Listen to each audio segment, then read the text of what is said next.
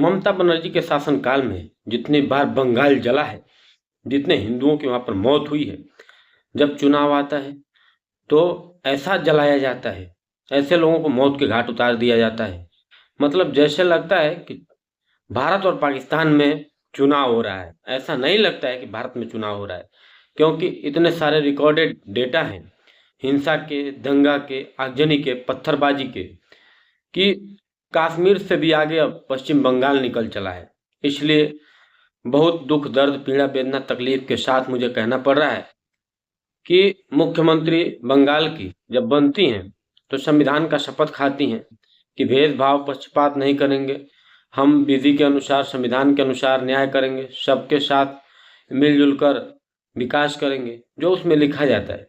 शपथ ग्रहण समारोह जब होता है इन लोगों का, तो सब संविधान की शपथ खाते हैं। और ठीक अगर उसके विपरीत कार्य हो रहा है और वहाँ पर भेदभाव, पक्षपातपूर्ण सारे जितने भी रिपोर्ट आज तक वहाँ से आए हैं, जितनी भी टीमें गठित की केंद्र सरकार ने, सब एक ही रिपोर्ट लगाते हैं कि वहाँ पर भेदभाव हुआ है, हिंदुओं के साथ अत्याचार हुआ है। ऐसी स्थिति पश्चिम बंगाल में क्यों है?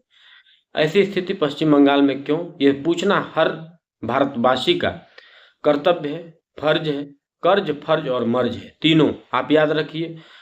थोड़ा भी इन सत्ताधीशों से आप डरिए मत, क्योंकि ये लोग हमारे मालिक नहीं हैं, ये लोग हमारे सेवक हैं। और संविधान ने हम लोग को ऐसी ताकत दी है कि जहाँ पर भेदभाव हो, अन्याय हो, असुचिता हो, असंतोष हो, जहाँ पर ऐसा लगे कि लोगों को सताया जा रहा है, लोगों के साथ हैवानियत की जा रही है और अपराध बढ़ता जा रहा है, वहाँ पर आप प्रश्न करिए, बिल्कुल करिए, आपका अधिकार है।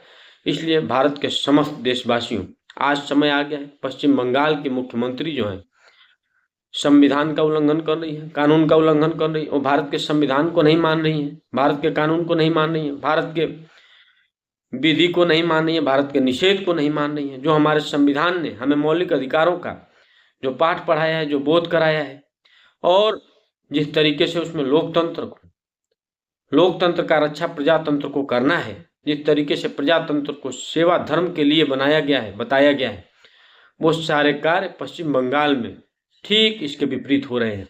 इसलिए हम लोगों का कर्तव्य है, आवाज उठाइए, सभी लोग उठाइए।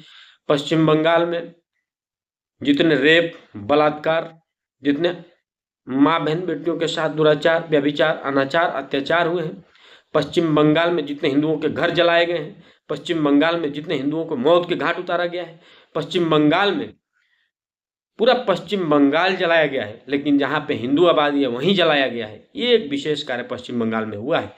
और इसलिए मैं कहना चाहता हूँ पश्चिम बंगाल के मुख्यमंत्री को इस देश में रहने का कोई अधिकार नहीं है, पद पर बने रहने का कोई अधिकार नहीं है।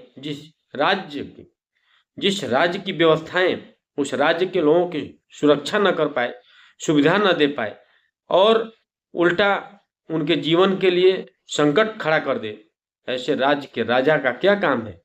ऐसे राजा को चुल्लू भर पानी लेना चाहिए, नाक रगड़ना चाहिए और मर जाना चाहिए। हमारे शास्त्रों में, हमारे वेदों में तो ये कहा गया है कि अगर राजा कायर हो, कमजोर हो, बुद्धिल हो, डरपोक हो, निकम्मा हो, तो उसको मार के भगा देना चाहिए। इसलिए आज बहुत दुख, दर्द, पीड़ा, वेदना, तकलीफ के साथ कह रहा हूँ, जो ये जितने हिंसे हुए पश्चिम बंगाल में, सबके आंकड़े आप देख लीजिए, सब कुछ सोशल मीडिया पर उपलब्ध है, सब कुछ गूगल पर, यूट्यूब पे सब कुछ आपको डेटा मिल जाएगा। पश्चिम बंगाल में कितने हिंदुओं को मौत के घाट उतार दिया गया अलग अलग चुनाव में, कभी विधानसभा, कभी लोकसभा, कभी इनके ग्राम सभा, ग्राम पंचायत के चुनाव, कभी और त्रिस्तरीय चुनाव जो होते हैं उसमें कितने लोग मौत के घाट उतर गए पश्चिम बंगाल में।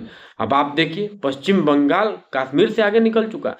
पश्चिम बंगाल में चुनाव हो रहा है या भारत पाकिस्तान का चुनाव हो रहा है, समझ में नहीं आ रहा है। इसलिए मुख्यमंत्री पश्चिम बंगाल की आए, इस पर अपना हमें साफ साफ जवाब दें, और पद पर बने रहने का 1 मिनट का भी इनका अधिकार नहीं है। इन्होंने संविधान की शपथ खाकर ठीक उसके विपरीत कार्य किया है। इन्होंने बाबा साहब के संविधान की अवहेलना की है, इन्होंने भारतीय लोकतंत्र की अवहेलना की है, इन्होंने राज धर्म और सत्ता धर्म के नशे में ऐसा कारोबार, ऐसा व्यापार बना दिया, लोगों के जान का ही सौदा कर बैठी है।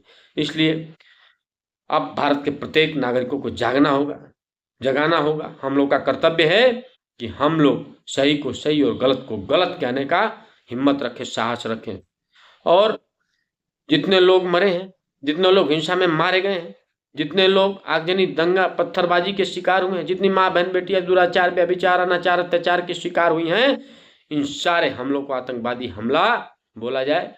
और ऐसे जो चौराहे हैं, ऐसे जो स्थान है जहां पर ये सारा हुआ है, जिन लोगों ने किया है, जिनके द्वारा किया गया है, उनके क्षेत्र को, उनके एरिया को आतंकवादी एरिया घोषित किया जाए और वहां पर आतंकी अड्डे, आतंकी कैंपों को जिस तरीके से ऑपरेशन सिंदूर चला के ध्वस्त किया गया, उसी तरीके से ध्वस्त करने का कार्य पूरे भारत में किया जाए। नहीं तो हम पाकिस्तान में तो आतंकी ठिकाने ध्वस्त कर देंगे, लेकिन भारत के आतंकी ठिकाने ध्वस्त नहीं हो पाएंगे। और ये जो बिपिन रावत जी बोलते थे कि 2.5 मोर्चे वाली बात, वो 2.5 मोर्चा यहाँ खड़ा हो जा रहा है। इसलिए भारत के समस्त नागरिकों, माता एवं बहनों, हम लोगों को अभिव्यक्ति की आजादी के नाम पर, लोकतंत्र के नाम पर अगर गला घोटने का कार्य किया जा रहा है, राजतंत्र के द्वारा अगर लोकतंत्र पर अपना आधिपत्य जमाया जा रहा है, तो बिल्कुल चुप नहीं बैठना चाहिए, क्योंकि हमारे वोट की ताकत है जो इनको कुर्सी पे बैठाया है। और हम लोग एक साथ सड़क पे आएंगे, सारे हिंदू संगठन एक साथ सड़क पे आए और इनको कुर्सी से हटाने का कार्य करें। वंदे मातरम, जय हिंद, जय भारत। हमारी बातों को अधिक से अधिक शेयर करिए, हमारे चैनल को सब्सक्राइब करिए। और अगर देश में आपको भी लगता है किसी के साथ हिंसा, आगजनी, पत्थरबाजी, किसी माँ बहन बेटियों के साथ दुराचार, व्यभिचार, अनाचार, अत्याचार नहीं होना चाहिए, तो आप भी हमारी तरह आवाज उठाने का कार्य करिए, क्योंकि ये देश भगत सिंह का है, ये देश रानी लक्ष्मीबाई का है, ये देश सरदार पटेल का है, ये देश महात्मा गांधी का है, ये देश महाराणा प्रताप का है, ये देश अब्दुल कलाम का है, जिन लोगों ने अपने इस देश के लिए सब कुछ समर्पित कर दिया, तन समर्पित, मन समर्पित और यह जीवन समर्पित। चाहता हूं देश की धरती तुझे कुछ और भी दूं, चाहता हूं देश की धरती तुझे कुछ और भी दूं। वंदे मातरम, जय हिंद, जय भारत। हमारी बातों को अधिक से अधिक शेयर करिए, हमारे चैनल को सब्सक्राइब करिए। जय हिंदुस्तान, जय श्री राम, जय हिंद, जय भारत।